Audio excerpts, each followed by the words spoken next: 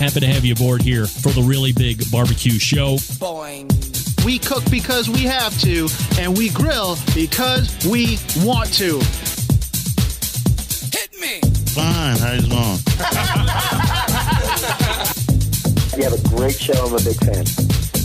Boing. So what seems to be the problem here? This man looks like he's dead, and he's in the crackle. Charbono! It's all about the charbono, dude. Succulent fish. What? We ate sushi for wieners. Oh, listen, Lavernius, shut your face. I'm shaking like a dog shit peach seeds. We have top men working on it right now. Top men. And just like that, we are into the second hour.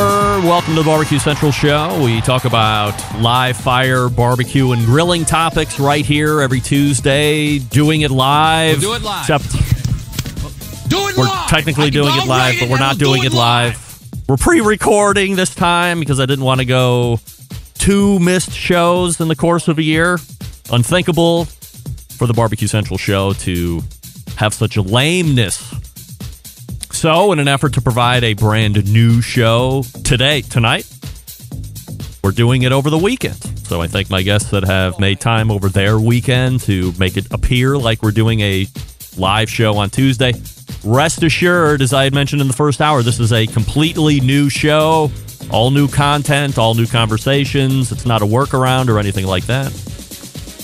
So we are all set to go here. Still to come on the show is the lead singer of 3 Years Hollow, making his triumphant return to the BBQ Central Show Jungle. Jose Urquiza will be joining me in about 12 minutes from now or so. And then closing out the show, going medical on that ass, my oldest daughter, Bobbi Rempe, will be joining me, and we're going to be talking about her impending major hip surgery, which will be incredibly exciting and insightful.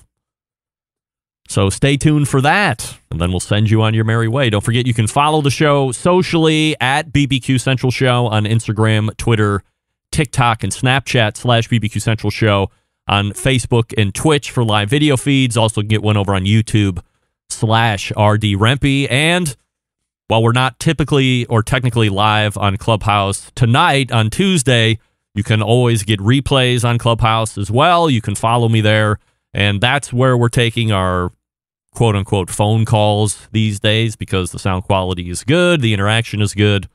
So if you don't have a Clubhouse account, sign up for one and follow the show, and you can jump in on Tuesdays as well. Also, you can get an ad-free podcast feed experience through Patreon, which is patreon.com/BBQ Central Show. Or if you listen through Apple Podcasts, you can have a ad-free experience just by signing up through the app. Find the show, go into the show, and then there's a little signage right there at the top that says sign up, and you don't have to hear ads. It's a little disjointed for me to just delete the ads, but if you don't like those, pay a small fee per month, and away they go. Hey, coming up on the best moments of the BBQ Central Show in 10 minutes or less this coming Friday, episode 207 makes its debut, taking you back to May 30th, 2017, this time featuring the owner and founder of Joe's Kansas City, or Joe's KC as we call it now, which is in Kansas City, Missouri, a barbecue mecca. But do you recall Jeff Staney, pitmaster of one of the most famed competition teams ever on competition circuits, Slaughterhouse-5, one of the best names that a team has ever monickered with. First time Jeff's been on the show, actually the only time Jeff has been on the show to date, and we learn a lot about Jeff's background, how Joe's KC came into existence, how he turned that into one of the most successful restaurants, not only in Kansas City. When you go to Kansas City, there are many different barbecue options to choose from, to be sure. There's the old standbys, as I had mentioned last week, Arthur Bryant, Gates, Jack Stack, and then you have the newer top line features, Plowboys, Slaps, Q39, and the list goes on. And certainly Joe's KC is one of those standard places that everybody goes, They have the great Z-Man sandwich, as everybody has become familiar that's ever visited. That's become a staple of a menu whenever you go there. But they have the great standbys as well, a great traditional Kansas City flavor. So we learn a lot about how the restaurant business came to be, and then we also talk a lot about his competition experience. We also talked about Jeff Staney getting into the Barbecue Hall of Fame that year as well. He was just shy of the whole induction ceremony that was going to be taking place over at the American Royal a little bit later that year, but Jeff was voted in the class of 2017, so we talked about what it was like getting that award and what that meant to him with everything that he had accomplished within the live fire industry. And it's a great introduction to Jeff if you don't know about him. Very passionate about barbecue, very successful businessman. I think he owns the Kansas City barbecue store as well, which purveys a whole bunch of rubs, sauces, grills, and all of that stuff. So very successful within the industry, a barbecue Hall of Famer. And you can meet him for the first time if you've never heard of him, or if you recalled the interview but like to get refreshed, that will happen as well. You can also hear a guest or a segment again if you have a favorite by emailing John, my executive producer of the Best Moments Show, JON at thebbqcentralshow.com, and tell him what you would like to hear again, or give him a task. Say, hey, has Greg ever interviewed X or Y, or has there ever been a show about this subject? And John will go back through the archives and put together a best of just for you. So you have to be subscribed to the podcast feed in order to get the best of, as you know. But Jeff Staney will be coming up this Friday. All right, here it is, a little bit of breaking news. A BBQ Central Show exclusive news update. Greg Rempe reporting from the breaking news desk here in Cleveland, Ohio, the city breaking the most live fire breaking news as live fire news breaks across the nation, nay, the globe. We've been following it for the last year and a half. It seems to be stretching into 2 years. Maybe I'm a little off on that time target. But going into last year, Derek Riches from DerekRiches.com had made a mention that he thought there was going to be a lot of lawsuiting going on in the live fire industry, and the most notable lawsuit that is still going on is Traeger's lawsuit against Green Mountain Grill, talking about some patent infringencies or infringements.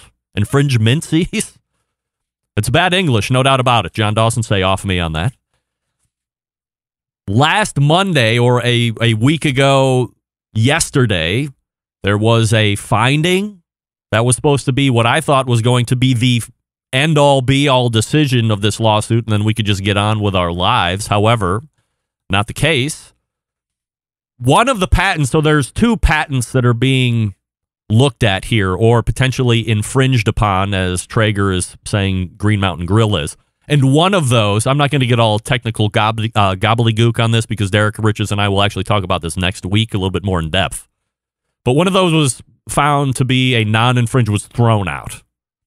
That was a little bit more of an intricate patent, a lot of nerdity going on in there. That was thrown out. The second patent, which was a lot less nerdy, a lot more high level, and from the sources I had talked to, thought was going to be easily thrown out if that first one, which was way more involved, was thrown out, was not the case. In fact, Green Mountain Grills at that point was found to have infringed on 2 portions of this patent, which happened to be very important to what grill makers are offering you. And while we talk about Green Mountain Grills here specifically, this has the potential of affecting every other grill manufacturer that has Wi-Fi connectivity to their cooker, so local area network stuff, server stuff, and an app that allows you to control a cooker. So the long and the short of it is, and the very brevity of this, is that right now, as it sits after Monday passed, a week ago this past Monday, anybody... And right now we're talking about Green Mountain Grills, but this has the potential of snowballing up to everybody else. But Green Mountain Grills right now is technically infringing on being able to control their cooker with the use of an app. So adjusting its temperature and making cooking, specific cooking cycles that you can do with a lot of these cookers. anything controlling the cooker from an app, which I guess involves a server of some kind, they are technically infringing upon right now. The long and the short of it is this. While that decision was made a week ago this past Monday, there's going to be yet another final decision by April 6th. It can happen before April 6th with the ITC, the commission, as we call it. If you're a mafia honk like me, the commission means a whole different thing, but that's neither here nor there. So by April 6th, there will be a overall ruling by the commission that says, hey, you know what? The judge got it wrong here. Green Mountain Grills is not infringing. We're tossing that out, and away we go. And perhaps people can get on with their normal lives. Or if Traeger is upheld, there's a shitstorm of brewing for a number of other grill manufacturers. That would include everybody and everybody. Anybody and everybody that has app connectivity and control with their grill. Not just pellet cookers, grills. The encompassing. Pellet cookers, grills. Who knows if that means remote control technology? That would be my folks at the Barbecue Guru. Maybe Fireboard. Who knows? It's going to be interesting. We'll talk to Derek Riches more about it coming up next week. But there's a brief update. Let me talk to you quickly about Yoder Smokers before we get to Jose Urquiza. Yoder Smokers designs and builds all of their products right here in the United States. And building pride through craftsmanship and world-class customer service, that's the backbone of how they've built the company. This approach translates into what can be a truly bespoke-style product that elevates gatherings with friends and family. They're honored to have a trusted place in the backyards of America. From pellet grills to wood-fired offset pits or charcoal grills, consistent blue ribbon flavor has become synonymous with the Yoder Smokers name. Make no mistake, Yoder Smokers' flavor-driven design is unique to each style of pit, and the team has developed their cookers to perform time and time again while outlasting the competition for generations to come. It's this generational thought that is rooted in their handmade products and defines the integrity of the core values. American-made quality and endless flavor, the benchmarks of Yoder Smokers. Visit them at yodersmokers.com to grab yours today. That's yodersmokers.com. We'll be back with the lead singer of 3 Years Hollow, Jose Urquiza, right after this. Stick around. We'll be right back. You're listening to the #1 most downloaded barbecue and grilling podcast anywhere. The BBQ Central Show.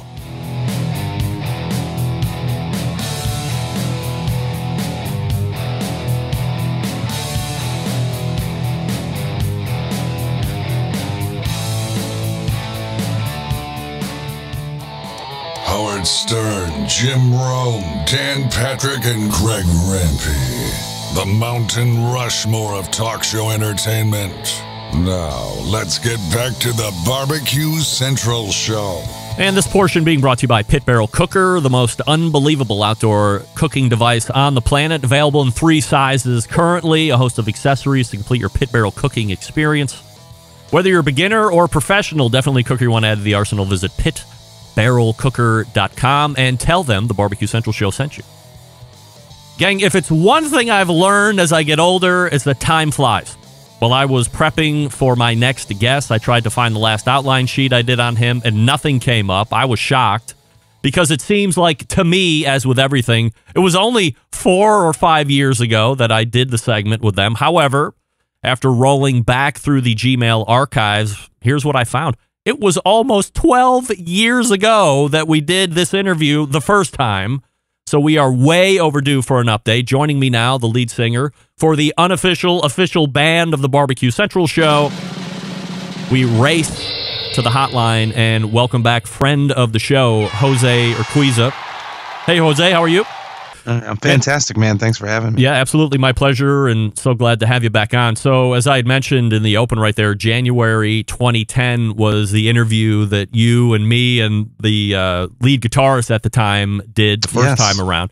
And at that time, you were a band that was making its way through the music biz, not signed at that point, not officially managed at that point, but you guys had an incredible sound that you were pumping out that was mind-blowing to me that you weren't already on your way to some type of superstardom. So if you don't mind traveling back in time with me for a few moments, I would it's certainly very interesting appreciate. to think about. Yeah, no problem. What do you remember from any point in 2010 up until, let's say, 2015? What was the band's trajectory at that point?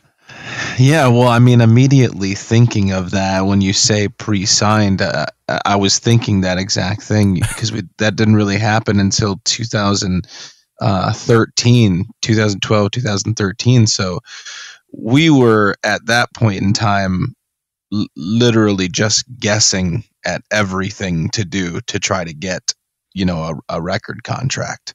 So, we were producing our own music and we were playing as many shows as we could, and we definitely thought we were the best band in the world at the time. But yeah, man, that was before we got to really go do any tours or anything like that. I hadn't really met any of my friends that I know now. So that was a crazy time to think about for sure. I would imagine even at any point of starting a band, whether it be just dudes in the garage or looking to play locally, like a cover band gig type thing, maybe some weddings, there does have to be that we're the best band out there mentality. Otherwise, you're just kind of setting yourself up for failure anyway. Yeah, and I think maybe now is the first time where I could really admit that. Like, yeah, we thought that we were the best, and we wanted to go out and be the. You're right. I think that other than the love of the music and the enjoyment of doing the thing itself, yeah, there's some competition in there for sure. What does the band look like now? Are you fairly intact from how I talked to you back in 2010, or have there been some significant piece changes? Yeah, there's been a couple changes, and we're still we still have those members in our lives, and there's still some talk about working together in some way, whether or not it's them coming in and writing on the record that we're going to do, or doing some shows. But basically, for a period of time, we had some pretty strict requirements for time commitment, and there wasn't a lot of monetary return, and a lot of bills were being unpaid, and lives were falling apart, and some of those guys had to just go handle that stuff, and others were able to continue on. So Dex is still with us, Neil is still with us, Tony is not at the moment, Chris the drummer is not at the moment, but we've got Justin from a band called Allborn, Justin Taylor, and Alex Razor from Allborn as well, basically riding with us, filling in in this period of time that we're in right now. We haven't released a song in a while. It's been about 4 years, and we just put out a song Friday for the first time. So we'll see what happens. Is that the Among the Waves song, or is this even a different song? There's a different song. Yeah, Among the Waves is the one we put out a little bit ago, and then we just put out a song called Breaking Sound on Friday. When the band loses pieces, as you said, there's a lot of life going on, and perhaps, let me ask you a better question. For those that don't have the full background of how the band comes together, how old are you guys when you formed the band initially, and were there other families involved that you knew right up front there was going to be some potential contention there? Goodness, I was 19 when Tony called me, or I possibly called him. I honestly can't remember. I think I put up an ad in a music shop saying that, like, with my number on it and the teardown tabs, it's I'm like looking to start a band, call me, and Tony called me. So I was 19. I'm 37 now. So 18 years. Wow. Yeah. We've been together for a long time. So yeah, that's crazy to think about. So we even had some early changes. I guess our band really has constantly gone through some evolution in band members, because Tony and I were always the primary duo, and we had a different drummer and a different guitar player, a different bassist at that time when we formed for the first record. And then we did another record where we had Chris and Dex and Neil join. So it was me, Tony, and them. And then now this has just slightly moved on from that. So I guess we've always kind of had a little bit of a evolution in the members. If you're coming in as a new member to the band, is it imperative that they believe in the vision / sound of the band? Do they need to be able to just seamlessly fit in, or each time somebody comes in, are they lending their own signature sound to the band to continually evolve whatever the sound of 3 Years Hollow will be? Yeah, the beautiful thing about where we are right now, I feel like, is I love the music the most that I ever have. So the riffs that are there, the arrangement, the style, everybody that's in the group right now, they've brought a very unique piece of their style to it. And Breaking Sound, the last song we just put out, everybody was in the room writing that one together. So it really shows how all of those pieces shine. Definitely before, me and Tony, kind of had the vision and we directed everything. I love that this one was very much organic and everybody's piece. Are we allowed to listen to a couple seconds? Oh, yeah, absolutely. Yeah, it's out. Please share. Let's ramp it up.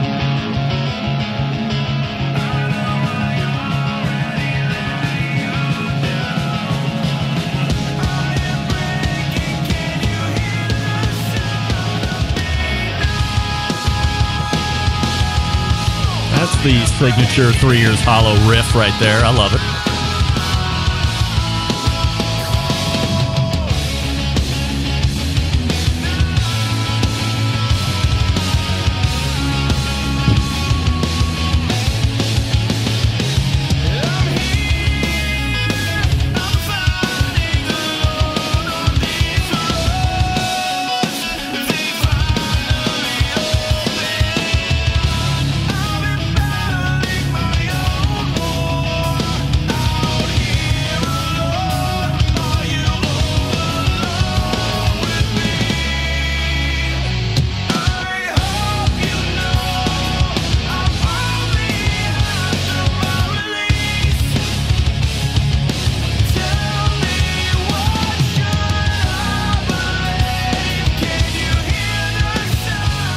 I mean, to me, that is like textbook 3 Years Hollow sound. And by the way, the last time I had you on, you were high and tight on the hair. It looks like you have really relaxed a little bit and let it grow out. It's a good look. I like it.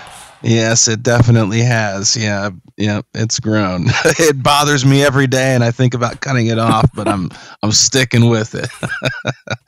What's it like to listen to your own music? Man. It used to really freak me out because I'm super self-conscious. I would say I used to be a lot more self-conscious than I am now as I've gotten older. Now I just don't really care as much. So I guess that's where the comment about how I like the music the most now that I ever have, because when I listen to that, I thoroughly enjoy and jam and rock out to the riffs that Justin and Alex and Neil played and wrote, and the drum pieces that Alex played. And to me, that is the coolest feeling in the world as a singer, to just be a fan of the music that your band is writing. So I don't know. I just experienced that just now when you were playing that, and it's a cool feeling. Jose Urquiza joining me here on the show. The website, by the way, the numeral 3yearshollow.com. You can follow him on social at 3 Years Hollow across Instagram, Twitter, and the like. And make sure you buy their albums. They're all over the place. You can stream them on Spotify, which is where I found them a handful of years ago as well. And make sure that you are checking all of that out if you're into this genre of music, which I fully am. So we talked about 2010 to 2015 and some of the pieces that's changed in the progression. So from 2015 to, let's say, early 2019, because obviously there's going to be a huge change I'm going to ask you about here in a second. How does the band evolve in those 4.5 to 5 years. Yeah, so those are some interesting years, actually. I would say those have been we've been home kind of figuring everything out years, honestly. I think, I can't even remember when we got off tour, to be quite honest with you. I want to say maybe it was 2017. So 2015, 2017, we were doing probably the most amazing things of our lives. I know we got to do several tours with Seven Dust and Nonpoint and Gemini Syndrome, and we went out on the Rockstar Uproar tour with Godsmack, Skillet, Buck Cherry. We got to do pretty much everything that we always dreamed of doing right there, and then that was I feel like that was in the 2014, 2015 space, right around there, where rock music was kind of like, I don't want to really say it was not the most popular, but really it kind of had reached this bottom area where it's been going back up ever since, and now it's back to top popularity. So it was just an interesting time at that point. And then we went home after those tours, and I started really diving into producing.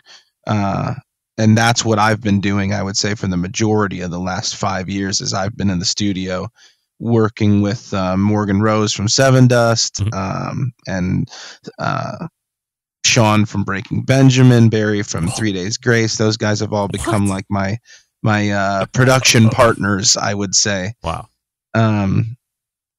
Yeah, it gets trippy. It gets even more trippy. I was going to say, like, how I'm listening to you drop names, and these are my rock heroes, where if I could just see them play live, let alone hang out with them backstage for 5 seconds or something like this, would be completely mind-blowing. That's my wheelhouse of rock. When I have my Spotify playlist, there's a lot of Breaking Ben, there's a huge amount of Seven Dust, there's you guys, there's Nonpoint, and the list goes on, as you had mentioned. And you're like knowing all of these guys. So what is it like those first handful of times? And I know, like, you and Seven Dust, there's a lot of sound similarity when you're trying to compare, well, what does 3 Years Hollow sound like? My first go-to is, well, if you're familiar with Seven Dust, there's some qualities along the lines there, both in the music, both in the way that you and LJ sing. So it's pretty unique. But what's it like hanging out with those guys and being able to spar off of each other and vibe and come up with songs? Yeah, man, it's trippy. Because Seven Dust has been my favorite band since I was a kid. Oh yeah, So there, Lejean is and amongst a few other singers are the reason why I even wanted to do this. I would pretend to be them growing up. So to have become friends with them and receive their help and blessing and everything was pretty awesome. And now, Morgan has become, my business partner in pretty much every music related thing we do for production.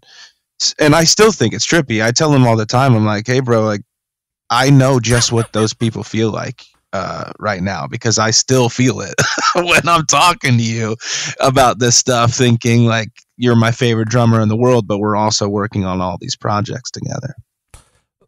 When you look at somebody that might come up to you after a show, or just running into somebody down the street, and they're like, hey, Jose, I'm 18 years old. I got this band we're putting together. It's a lot different environment 18 years ago when you guys were getting into it. It was a lot different 18 years ago than it was 20 years before that.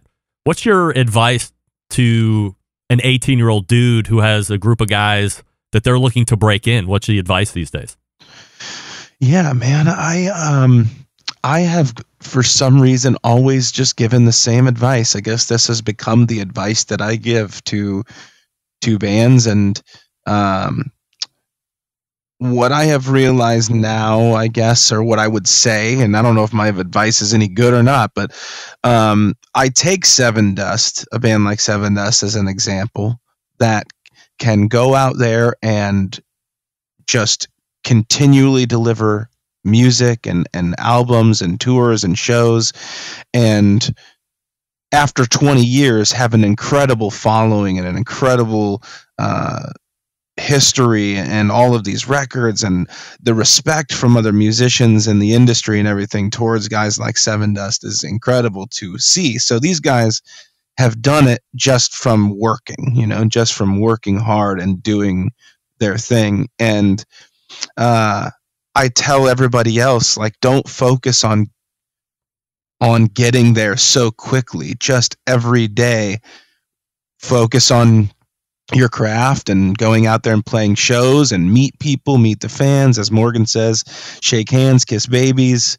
And as long as you keep going, as long as you persevere and you don't quit and you don't let the things that try to take a band down all the time get in your way, 20 years later, you're going to have a following and a career and something that you can continually do.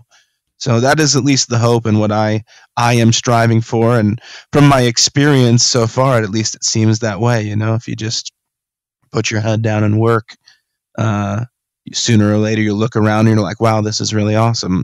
We've got this support system, and it happened. Jose Urquiza joining me here on the show, lead singer of 3 Years Hollow.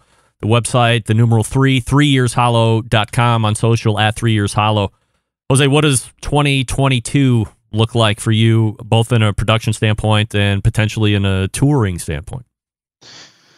Yeah. So that's where it gets even more trippy, man. So we're 3 Years Hollow. We want to do a record. We definitely want to put out a new album, and I think we're aiming for March to release something. But in the last 2 years, Morgan and I, we started a company called Instamix Live, which is where we bring in guys like Morgan or Sean or Barry or any artist, Bumblefoot, if you're familiar with him from Guns N' Roses, and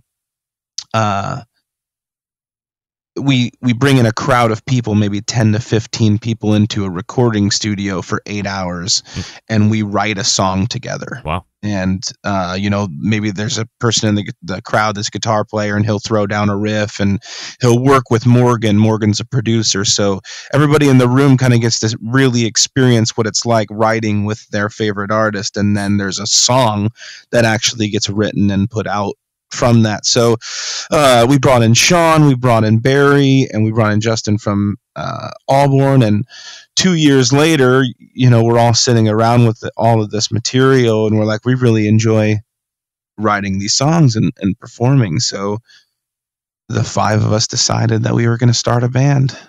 What? So my God. So my new bandmates in this crazy world are Morgan from Seven Dust, Barry from 3 Days Grace, Sean from Breaking Benjamin, and Justin from Auburn. And we are recording a record right now to put out sometime in 2022. Jose is the lead singer, I would imagine? I am not the lead singer. What? This is why I said it gets trippy. What are you doing? Dude, I am playing bass, and I am an additional secondary singer, but Morgan is the singer. He's not even drumming. Wow. Morgan is singing. Yeah. Wow. Like, as you said, he's one of your favorite rock drummers. Morgan, definitely one of my favorite rock drummers. I think one of the things that really comes through on Seven Dust for me is the incredible, almost tribal drum beats that he has on every song. So yeah, this is quite a departure for a lot of folks there in that band.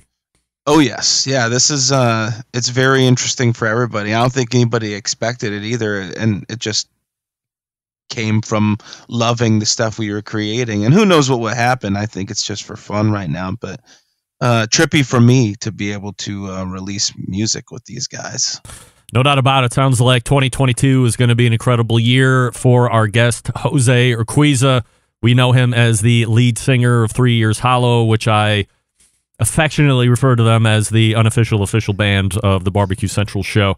And like I said, I didn't know it had been 12 years almost to the last time that we did a segment interview, which is long overdue. But the fact that we have communicated over those last 12 or 13 years is incredible to me. I'm a huge fan, and I'm so happy for all the success that you have had, and wish you nothing but more of the same as you continue on. Hopefully, I won't let another 12 years elapse before we lay it down again. No, I'm going to get you some tickets to these Instamix live events, and you're going to come and hang out with Barry and Sean and Morgan, and you're going to write a song with us, awesome. Man. I'll do it. Sounds great. Absolutely. Jose, appreciate the time, my friend. Thanks so much. Thank you very much. You got it. There he is. Jose Urquiza, got a new band coming, and of course, you know him as the lead singer of 3 Years Hollow, which on many bumps of this show, you hear a 15 or 30-second loop right there as we get into an interview segment. So we thank him for coming on. Once again, the website, 3yearshollow.com. That's the numeral 3yearshollow.com, at 3 Years Hollow on social. There's a cat flying right there. Find them on Spotify as well. Also, Apple, like anywhere you can get music, you can find their stuff. All right, we got Bobbi Rempe joining me here in just a few short moments to talk about the impending hip surgery, which took place a little bit earlier today. Because we're pre-recording, I'm saying today because the show is airing on Tuesday. Let me talk to you quickly about Green Mountain Grills. Some of the best pellet cookers out there on the market today. A couple different lines to choose from, a choice line or a prime line. The choice line will give you the Daniel Boone in size. The prime line will give you one additional size, so you have the peak in the ledge. It also gives you internal meat probes, peak in windows, a little bit more technology, robust build, more robust build on the chassis. Only sold through dealers, so go to greenmountaingrills.com and find a dealer near you. Visit the dealer, get educated, and then pick the best one for you, and away you go.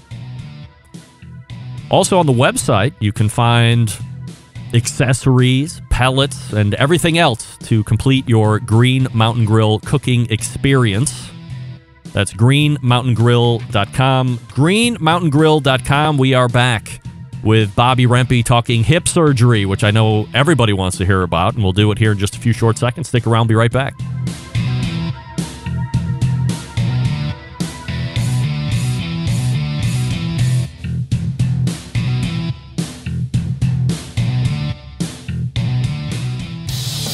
Celebrating over 10 years of prolific and unparalleled live fire barbecue and grilling talk. And yes, it's still being done from Cleveland, Ohio. You're listening to the BBQ Central Show.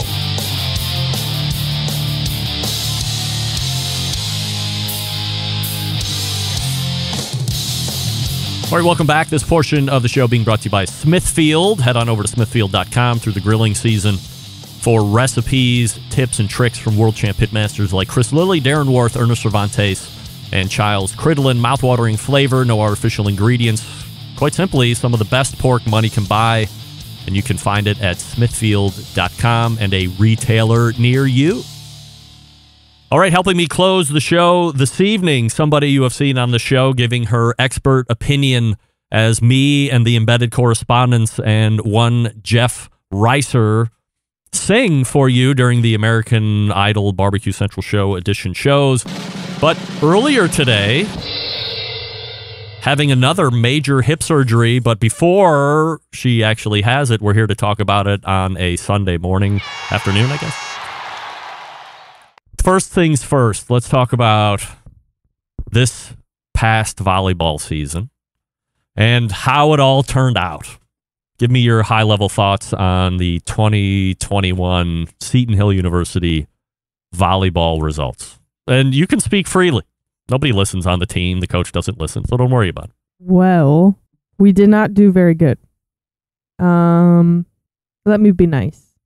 We didn't do bad. We're very young. I guess I don't even know how to talk about it, if I'm being honest with you. How did we you had do? a lot. For having a broken hip and a fixed one, I thought I did pretty well. I think I led the team in blocks again. And I got moved to the right side, which is good. I like the right side. I don't know. I was a captain. Yeah. So. Are you looking forward to next season? Yeah. Hopefully we're a lot better. It's just annoying because we had so much potential and we just didn't know how to use it. Can you attribute some of this? I'm not making excuses for the team. There was a lot of poor play. There was a lot of shooting, shooting themselves in the foot. Coaching is a separate issue that I could certainly delve into if you want to, but I'm sure you don't want me to do that. There was a set of, you basically had two sets of freshmen. You have the sophomore that were freshmen. They hadn't played college volleyball to date. And then you had the freshmen who had never played college volleyball. The only two people on the team that had experience playing at the collegiate level were you and the defensive specialist, or the libero, or libero, or whatever you want to call it. And other than that, you had a couple upperclassmen, but they don't really play that much. So you were really the only returning starter on the team, and then everybody else was either a sophomore freshman or a freshman. Yes. So that's going to be inherently tough to find some kind of a gelling, even though there's some preseason and some out-of-conference play before the real conference play starts when it counts.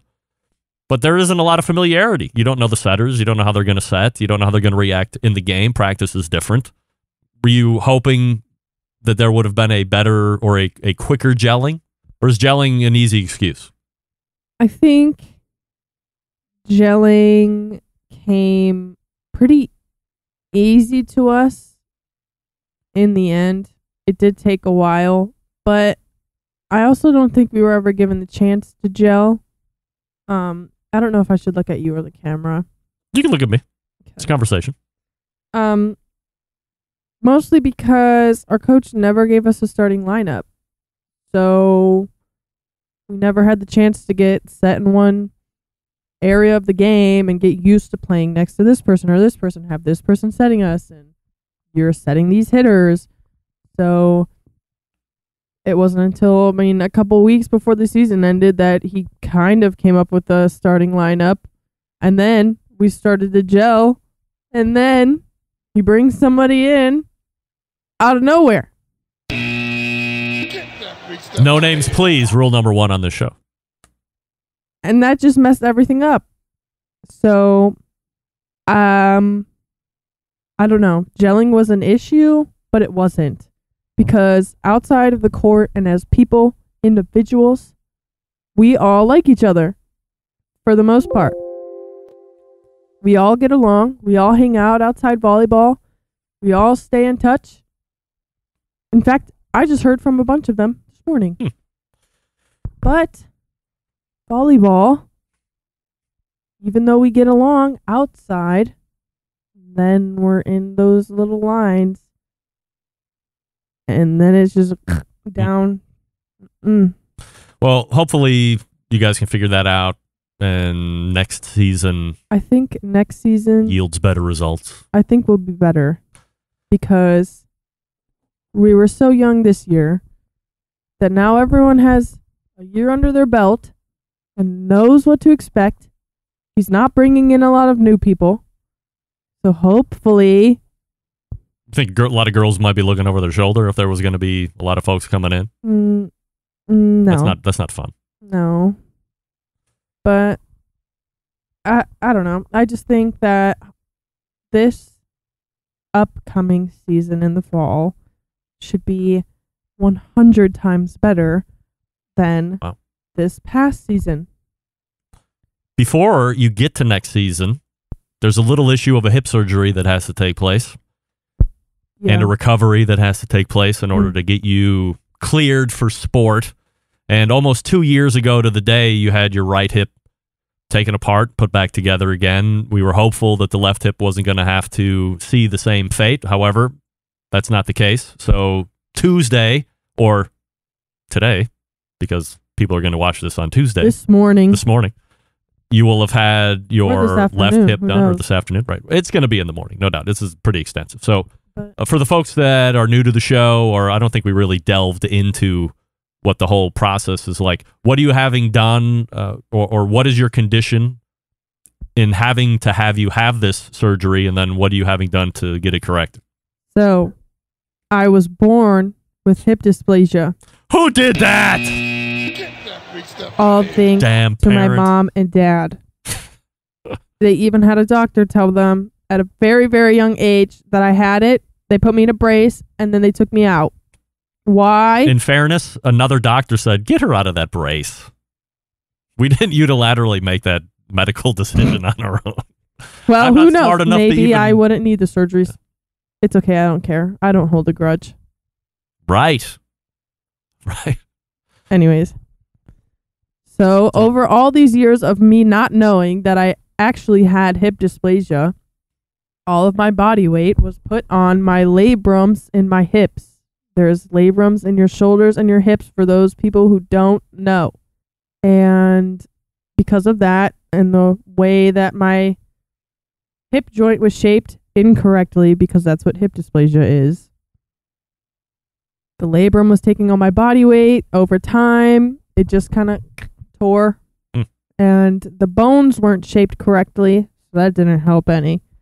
So I just started to have pain in the right one before. I think it happened while I was lifting. I don't really remember how I noticed.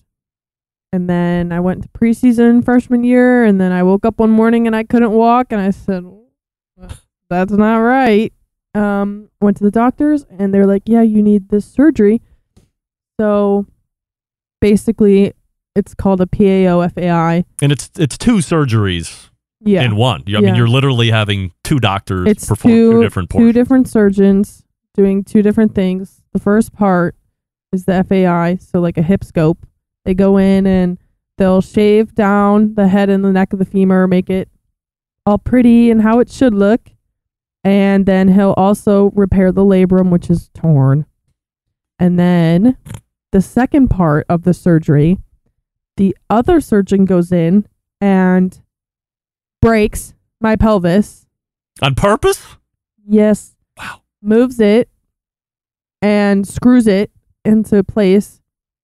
And him doing that basically creates the correct shape of a hip joint, which helps the fixed labrum, because if they didn't do that second part, then there would be no point in doing the surgery because it would just tear again. Mm-hmm. So I had that done on the right hip on New Year's Eve of 2019. And then just this past summer, I started to have the same pain that I was feeling before. I said, Mom, we got to go to the doctor. Went to the doctor, and I was hoping for just a labral repair because that's what they told me before. Well, they lied. I need the whole thing again. Yeah. So today, Tuesday, the 14th. This morning, I had my pelvis broken and bent and screwed on purpose. My labrum repaired and my hips bones shaved for fun.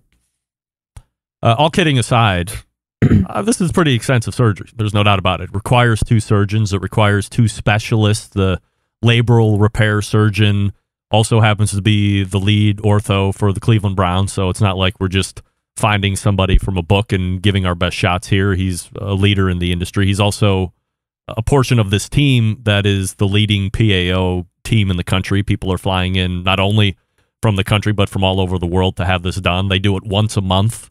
It's a big deal. And then the guy that's actually doing the hip breaking, I think his specialty is trauma surgery. So he's used to seeing people coming in exploded and car injuries and other traumatic type crushing stuff and then piecing things together. So I would assume that when he's able to break the bones on his own versus having somebody else do it and piecing it together, it's a little bit more of a controlled environment for him. What does a recovery look like for you on this then?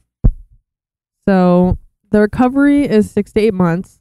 The first 6 weeks after the surgery, I am non-weight bearing. So I'm not going to put any weight on that leg. I won't be able to walk, basically. Crutches, wheelchair. My dad will be wheeling me around everywhere. Happy to do it.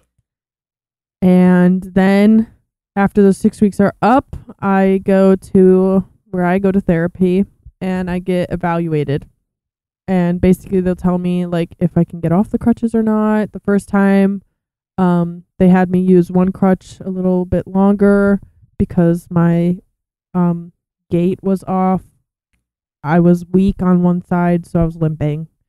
And then I start going, and like the first part of therapy for a while is just manual. So they're like rubbing the scars and the muscles and all that stuff, getting the scar tissue away from my muscles. And then as time goes on, we start getting into building up the strength and doing all that stuff and getting it back to normal. And then I'll go through like this annoying test to get cleared. I hated it. But the first one I got cleared in 5 months. So well ahead of time. Yeah, a month early. Thank God. But hopefully we can do it again on the other side. So are you worried that the other side might heal different? No. No. I have no fears. Are you generally worried? I mean, no. It would only be natural to put me under. I understand the excitement. I guess I was already put and under. the urgency for you to want to get this fixed.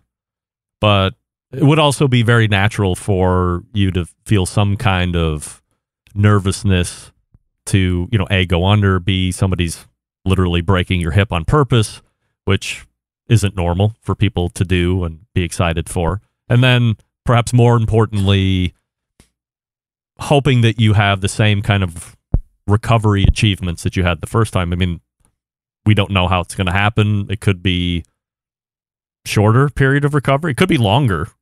And like last time, you have a goal of trying to get back before, getting cleared around the summertime so you can be back in preseason for volleyball and then obviously play the next season fully unaffected.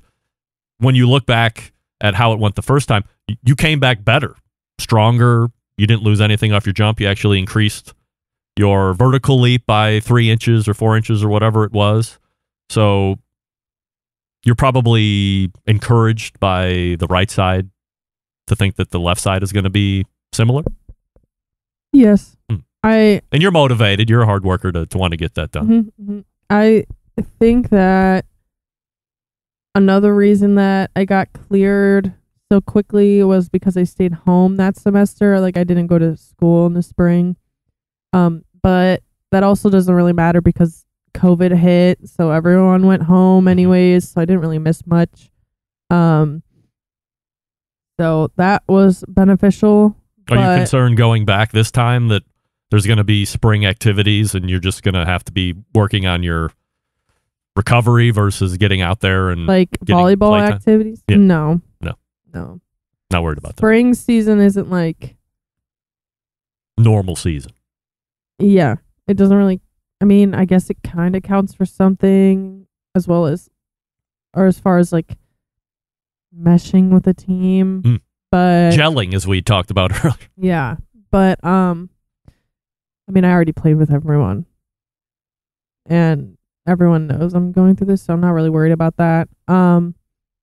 But I think that going back this semester won't. I mean, it might have some effect, but I don't think it'll be that much because I've already been through this once before. I know what to do and I know what to expect. I'm also going back late to the semester so I can do some therapy here. So I'm really not too worried about recovery time and all that. Plus, like, my trainer at school is good. So if I give her my rehab workouts and activities, she'll do them with me and she'll help out. And, I know what to do. Plus, I'm going to be coming back every other week, or we'll figure that out. But I will be coming home for therapy during the semester. Mom mentioned probably coming, and then I'll be doing it on my own. So I'm not too worried. Takes a village. Literally. We're going to assume that everything's going to be fine. I'm sure there's a lot of Centralites who are going to be sending in their well wishes. Do you want to thank them in advance since you had surgery this morning? Thank you, everyone, for wishing me, well wishes. And can we check in on you over the course of the spring semester, like every month or so, just to get an idea of where your recovery is and what the process is like for you? Yes. Also, you'll be judging off-site for the American I downloaded Idol. that app. Yeah. All right. The Clubhouse app? Yep. All right. That's how Jose ended up coming on here, the guy before you, the rock star before you. I don't know if you have ever heard of them. Probably not. All right, so let me ask you this question. There's somebody in JO right now that is looking to be a great college volleyball player. As somebody who has now been in college for technically 3 years, you've had 2 college seasons under your belt at a Division II level. What's the best piece of advice you would give to somebody, or what's the biggest conception that you had going into college volleyball that either met expectation or completely blew your mind as not even being realistic to what you thought it was going to be? Or has it been exactly how you thought it was going to be? I think that it's kind of like I thought it would be. You know, I have always wanted to play in college, and I'm sure that my little sister does too. I think having a support system at home that believes in me doing whatever I think I can do was a big part. You know, you guys helped a lot. So I think that's a big thing. And then actually getting there, knowing that you're going in with a class of girls who also have no idea what the hell is going on, no idea what to expect is a big thing. But then knowing that you have to be, I don't know, the hardest worker there, I guess. You gotta, like, there are girls who have been there before and know what to do. So just because you're going in as a freshman doesn't mean anything. Yeah, I think as long as you prove yourself and show that you want to be there and that you know you can do it is the biggest thing. Jose had mentioned before you that they had been doing rock music for 19 years, and he believes that in the end it's putting in the work and having the drive and thinking that you're the best. So even in sport, that obviously is a similar sentiment. You're saying that you had a lot of confidence in yourself and that maybe you didn't have certain expectations of like coming in or playing right away or whatever, but you knew if you were going to be doing the work for the team, the coach would recognize that and reward you accordingly. Yes. I just think, I'm a little bit of a weirdo. Sometimes I just sit there and I'm like, yeah, like I'm so awesome. Like in practice, like I'll do something, I'm like, I'm literally the best here. But sometimes, like, obviously I don't like mean it completely, but sometimes you just have to be like that. And other people pick up on that. They're like, oh yeah, like that's her. She's it. Yeah. She's good. But you kind of got to believe that about yourself. Is it infectious to the other girls too? Will they start to feed off of that? Oh, yes. Good. Sometimes you just got to go crazy. Yeah. And then it gets everyone else to go crazy, and that just gets everyone feeling right. Well, we have a big day today. Hopefully, we're very confident that things have gone well. Ali has the mic. He doesn't talk much. He does. Yeah, you're right. He does. But he's a whiner. So we hope everything has gone well today. Next week, obviously, I will give everybody an update, and we'll see what's happening then. Maybe you can work your way down for an interview at that point. Yeah, maybe you'll be about a week out. Maybe not. Some stairs there, and it'll be a little late. Who knows? Maybe you'll be sleeping. But fingers crossed. Most importantly, A, I love you, and B, thank you for coming on the show and sharing this insight with us as we get ready to wrap it up. Thank you very much. Thank you. I love you too. There she is. Bobbi Rempe with Ali hanging out for the last few minutes and ready to drop it. All right, let me talk to you quickly about David Leans, or David McDowell Do Wellness. Did you know that people who set goals 4 to 6 weeks before the new year ends are 3 to 10 times, yes, 10 times more likely to achieve their fitness goals? Be honest. How long has losing a few pounds been on your to-do list? Now, we listen to the show because we love barbecue. I do the show because I love barbecue, and I know that means a lot of us are in a habit of getting second and third helpings when we eat because it's delicious. But what effect has that and an activity level that has not been what it used to be had on your health over the last handful of years? Maybe you've heard of having a dad bod is cool. Well, take it from a stud like me. There's nothing sexy about wearing your gluttony everywhere you go. Not to mention being overweight increases the risk of all causes of mortality, including strokes, most cancers, coronary artery disease, mental illness, the list goes on. Making these decisions to change decades-old food habits can mean the difference between you attaining your health goals versus dealing with unknown health challenges that you and your family will have to face down the road. Luckily, thanks to my new friend and friend of the show, backyard barbecue enthusiast and men's health and wellness coach, David McDowell, you can eat barbecue all year round and still lose the fat. With David, you've got assistance around the clock. He's just a text message, an iMessage, a WhatsApp message, or an email away. He's also available for FaceTime, Zoom, WhatsApp video, whenever you need, even on short notice. Some coaches are charging upwards of $500 a month for a canned diet plan and a 1 to 2 check-in per month. Partnering with David allows you to check in and give you a resource who's available effectively 24/7. Things have gone so well over the last handful of weeks since he started. Barbecue Centralites are now being offered a year of coaching, but not for $500 a month, not $400 a month, not $300 a month, not even $200 a month. You can finally permanently lose all the weight you want and fat for only $2,300 a year. Gang, don't wait. Get on it now so you're ready to win the year of health in 2022. It's David's personal guarantee to you that if you're honest and you make the effort, you'll succeed in losing the fat. And if you don't, he'll refund 100% of your investment, no questions asked. Ready to go? Hit the website davidleans.com/BBQ. That's davidleans.com/BBQ. Do it now. We're a little bit outside of that 10 or 6 week window, but we're still within the 3 week window before the new year gets to going. And you can be, wait, what is that? 4 to 6 weeks before the new year. So, we're a little outside, but commit now and be 3 to 10 times more likely to succeed in your health and wellness goals for 2022. Or hit the website davidleans.com/BBQ, and we're back to wrap the show right after this. Stick around. We'll be right back.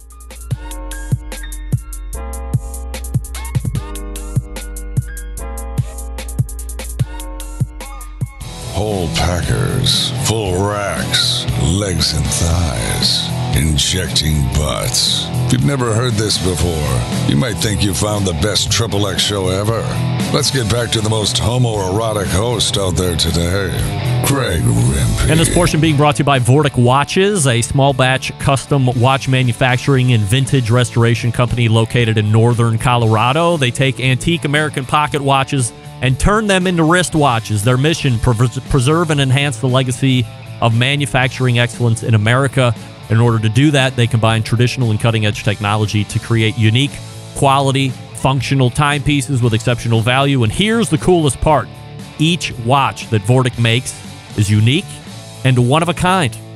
Founded on the motto that America wasn't assembled, it was built. Check out their watches at vorticwatches.com. All right, I know we are a little late here, so I apologize for that, but we'll get going all the way back. In the first hour, Meathead, we talked about the reverse sear, the history of the reverse sear, where this original concept of blasting it with heat up front came from, and how we've evolved over time. Second hour, Jose Urquiza, lead singer of 3 Years Hollow, joined me. The 3 Years Hollow website is the numeral 3yearshollow.com, socially at 3 Years Hollow, but as he had mentioned at the top of the second hour, new band with some of my favorite band members of bands that I love. Seven Dust, Breaking Bend, Non-Point, the list goes on. Wow. So we wish Jose really good luck. And then, closing out the show, my daughter Bobbi Rempe talking about the previous or this past season at Seton Hill University volleyball, and then the extensive talk about her hip surgery and what that's going to look like for her in recovery. So we have a lot to get to in the third week. Derek Riches will be in, amongst others. Quarterly visit from Daniel Vaughn, Texas Monthly. Big deals coming up here, so we're looking forward to that. How do I always leave you? September 11th, 2001. I will never forget. Until next Tuesday at 9 p.m. Eastern, this is your program host, and proud U.S. American Greg Rempe, good night now.